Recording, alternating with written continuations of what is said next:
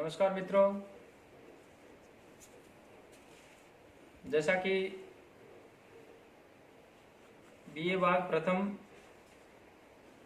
संस्कृत विषय और उसमें जो वर्ण व्यवस्था का जो चैप्टर है उसमें कल जो वीडियो बनाई थी,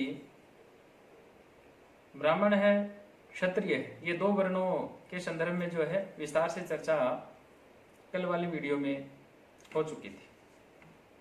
आज उसी वर्ण व्यवस्था के अंदर मैं तीसरा भाग जो है एक वीडियो के माध्यम से जो है प्रस्तुत करना चाहूंगा। मैं समझता हूं कि ये विद्यार्थियों के लिए जो है बहुत ही लाभदायक सिद्ध होगा, क्योंकि ये चारों जो वर्ण हैं इनका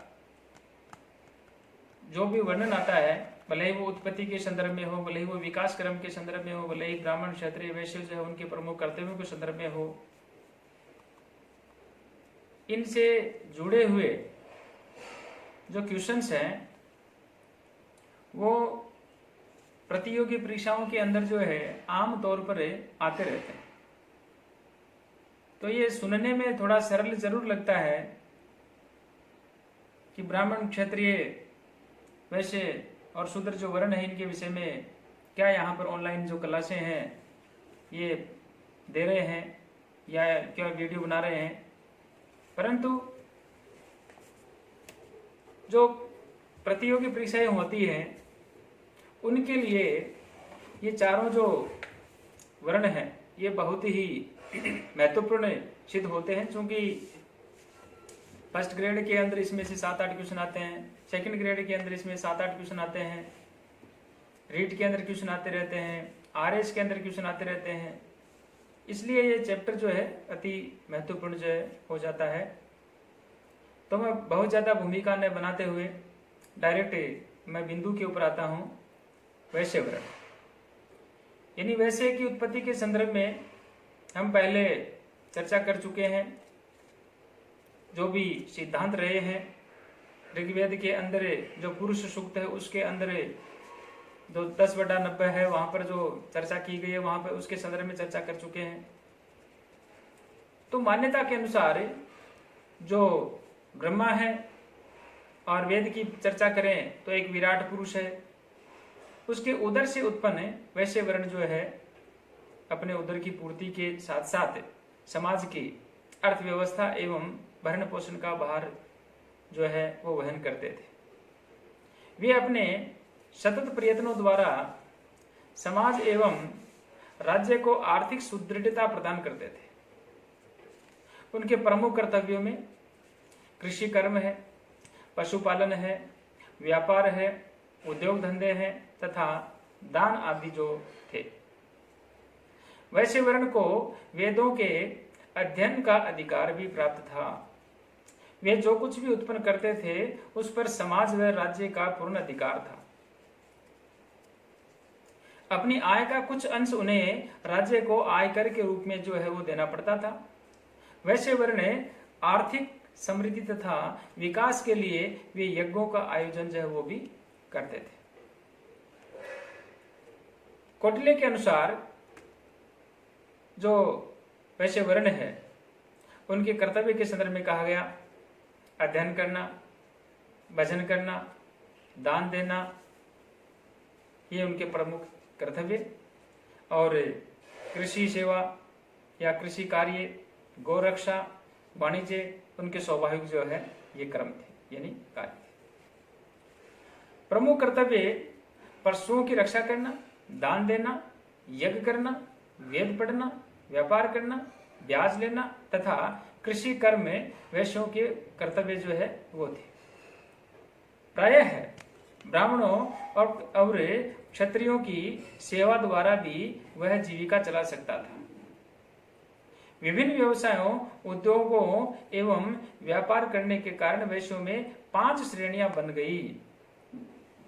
एक तो हो गया स्थानीय वणिक, और एक हो गया कारवां, तीसरा हो गया सामुद्रिक व्यापारी, चौथा हो गया विभिन्न उद्योग करने वाले वणिक, और एक जो सामान्य जो वणिक होते हैं, या सामान्य या साधारण व्यापारी।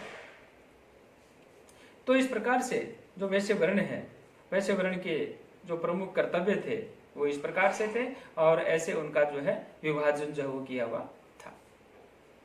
अब मैं चर्चा करता हूं जो अंतिम वर्ण है हमारा शूद्र वर्ण है, उसकी चर्चा करता हूं।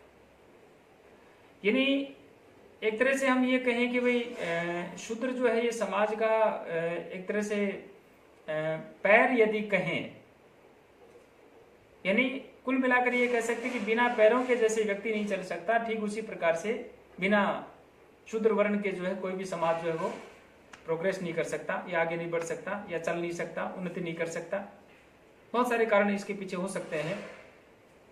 तो जो शूद्र वर्ण है वह समाज के अंदर जो है यूं कह सकते हैं भाई जो चतुर्थ वर्ण है, उस चतुर्थ वर्ण के रूप में जो उनको माना गया।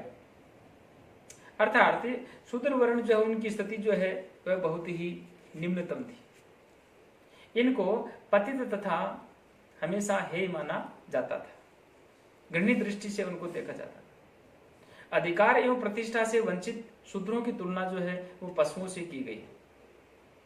जो भी उनके उत्पत्ति के सिद्धांत है उनके अनुसार शूद्र जो है वो समाज के चरण थे।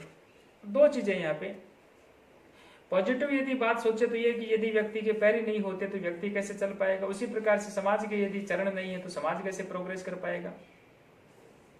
परंतु ये पॉजिटिव बात जो है इसको लोग कम ध्यान में रखते हैं, और जो नकारात्मक बात है उसको एकमात्र जोड़ के रख दिया कि भाई सेवा करना शूद्रों का काम है।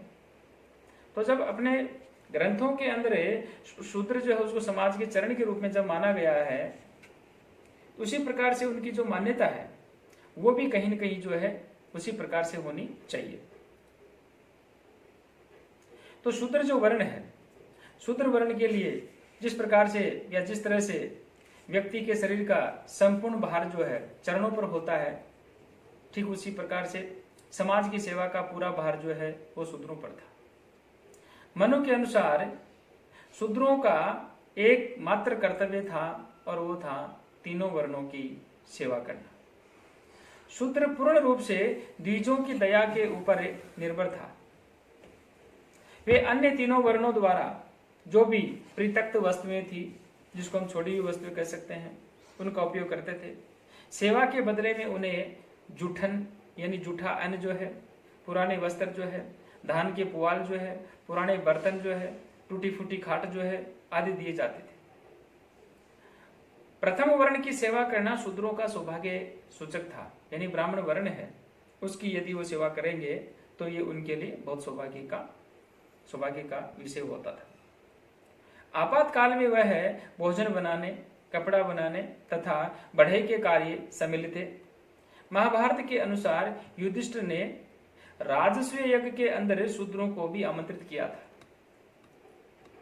धीरे धीरे शूद्रों को काष्ठ शिल्प, धातु शिल्प तथा चित्रकला कर्मों को अपनाने की आज्ञा दी गई, और मनु ने कहा कि शूद्र से भी उत्तम यदि कोई विद्या ग्रहण प्राप्त होती है तो उस उत्तम विद्या को शूद्र से भी ग्रहण कर लेनी चाहिए। धीरे धीरे शूद्रों के सामाजिक उद्धार जो है उसकी बातें सोची जाने लगी, और जो उनका मुख्य जो कर्तव्य है वो एकमात्र कर्तव्य था, और वो था चारों वर्णों की सेवा करना। तो कुल मिलाकर के बात ये हुई कि जो ब्राह्मण वर्ण है, क्षत्रिय वर्ण है, वैश्य वर्ण है, शूद्र वर्ण है, उनमें सबसे जो एक तरह से यूं कह सकते हैं कि भाई हेय दृष्टि से देखा जाने वाला जो वर्ण था वो शूद्र वर्ण था। पानी पीने का, एक सार्वजनिक जगह घूमने का, एक तरह से यूं कह सकते हैं कि मन के माफिक जो है कपड़े पहनने का, ये सारे जो अधिकार थे ये उनके द्वारा छीने हुए थे, एक तरह से यूं कह सकते हैं। तो मैं इस प्रकार से ये जो चारों वर्ण है, ब्राह्मण है, क्षत्रिय है, वैश्य है, शूद्र है, इनके जो मुख्य कर्तव्य है उनके विषय में मैंने आपके सामने जो है ये मेरी बात रखी है। धन्यवाद।